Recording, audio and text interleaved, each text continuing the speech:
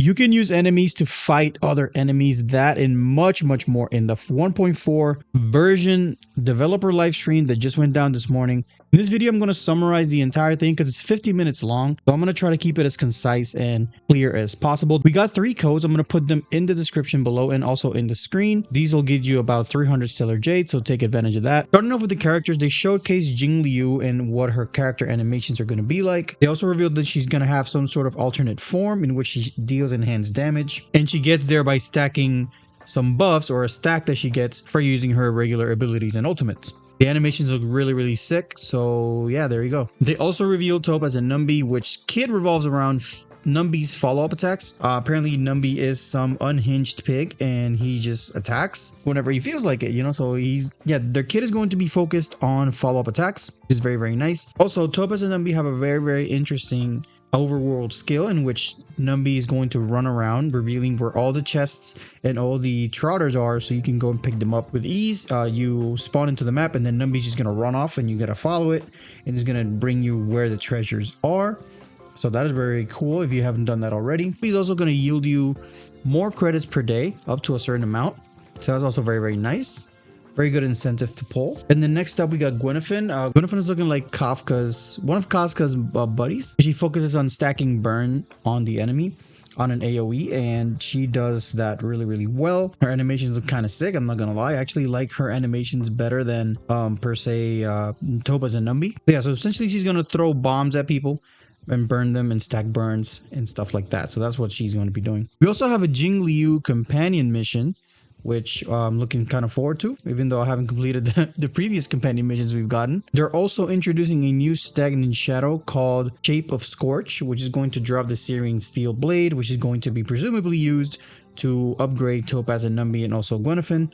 So there's that. For the banners look really interesting. For the Jing Liu banner, we have Tingyun, QQ, and Sampo. QQ and Tingyun are looking like good pulls at this moment because of, well, obviously Tingyun is Tingyun, and then QQ is just, you know, taking names in the Swarm disaster. So not a bad banner overall. For the Topaz banner, we're gonna have Gwynafin, Luca again, and then Su Shang. This one doesn't have a lot of value, honestly, in my opinion, but we're gonna go and deep dive into what the banners are in another video. But this one's going to be if you want Gwynafin and if you want Topaz and Numby, you're good to go. You're going to get them here. And 1.4 is going to be the introduction of rerun banners, which is going to be a whole new video on itself about how I predict reruns are going to go.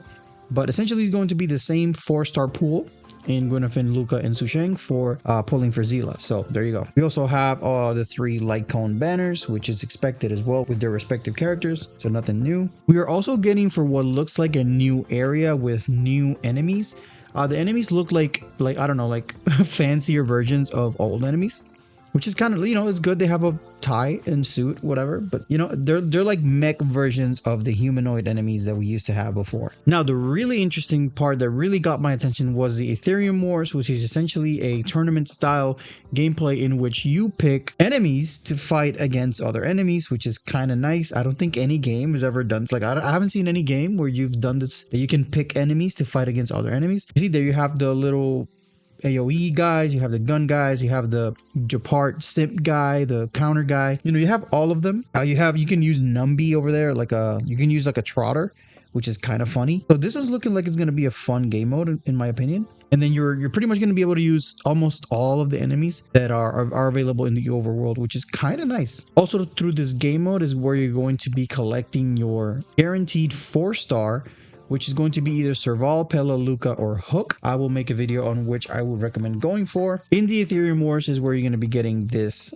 guaranteed 4-star ticket. Also getting another simulated universe mode called the Planar Infinity, which is more similar to the regular simulated universe than it is to Swarm Disaster. But that's going to be another video for when that comes out. But just know that there is going to be a new simulated universe game mode added into the game. As per patch, we give the Gift of Odyssey, which is a 7-day 10 special pass gift. So we're going to get 10 special passes there. And then coming up towards the end, they showed us that they're going to do a dialogue revamp kind of thing where you're able to revisit old dialogue and replay it and then get some context from the game itself, which is kind of nice. And then last but certainly not least is going to be Planar Fissure and Realm of the Strange, which is essentially double drops on our relics. So overall, a really nice update if you ask me. Honestly, my favorite part is going to be playing enemies against enemies. The imaginary robot is going to be my turn to use him and take some names. Yeah, let me know what you guys think about the 1.4 update. Make sure you claim your codes that are in the description below. And until next time, guys, see you.